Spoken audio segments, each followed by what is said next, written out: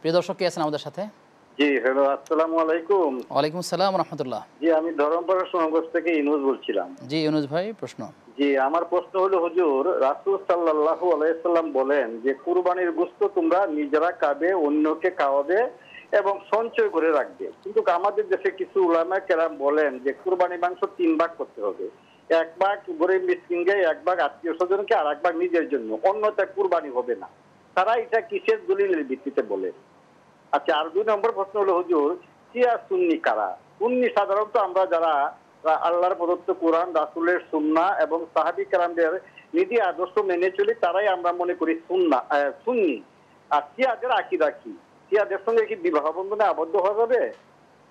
জি প্রিয় ভাই, আপনার দুটো প্রশ্ন আমরা পেয়েছি।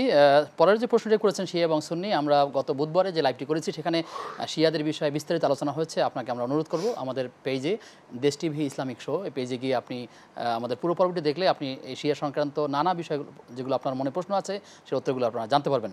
আমরা সময়ের কম বিধায় আমরা মোহতারামের কাছে আপনার প্রথম প্রশ্ন নিয়ে কথা বলছি। এখানে তিনি প্রশ্ন রেখেছেন যে কোরবানির মাংস আসলে গোশত 3 ভাগ যে করেন, এটা বলছে 3 ভাগ না করলে তার কোরবানিও হবে না, আসলে বিষয়টা কি? না না, এটা উনি ভুল শুনেছেন এবং কেউ যদি বলে থাকেন সে উনিও ভুল বলেছেন। কোরবানির মাংস নিজে খাবে, অন্যকে খাওয়াবে, 3টা ভাগে বিভক্ত করা এটা জরুরি নফল একটা কাজ। অল কানিয়া অল মুতাররা সূরা হজের মধ্যে আসছে যে কোরবানির গোশত যারা চায় তাদেরকে দিবে, যারা চায় না অত প্রয়োজন তাদেরকেও দিবে। সব মিলিয়ে এই আলোকে, ইসলামের আলোকে বলা হয়েছে নিজে খাবেন, আত্মীয় স্বজনকে দেবেন, গরিব এতিম মিসকিন অসহায়কে দিবেন।